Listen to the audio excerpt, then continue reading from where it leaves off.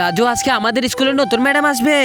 ওই দেখ, মনে হয় উনি আমাদের নতুন স্কুলের ম্যাডাম। প্রণাম বাচ্চারা, আমি তোমাদের নতুন স্কুল টিচার। হ্যাঁ, আরে কি হয়েছে গোলাপ জল? উনি হচ্ছেন আমার পুরাতন স্কুলের রসগোল্লা ম্যাডাম। ক্লাস শেষে তুমি একা একা বাইরে কেন বসে আছো? আজকে আমার স্কুলে প্রথম দিন, ওই কারণে ভয় লাগতেছে।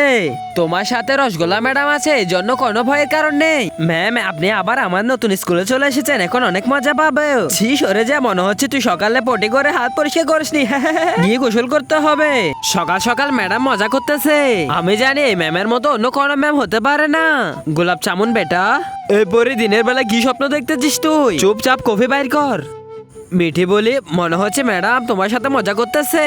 হ্যাঁ, আমি জানি ম্যাম যখন টিফিনের বক্স খুলে তখন সর্বপ্রথম প্রাণীদেরকে খাবার দিয়ে দেয়।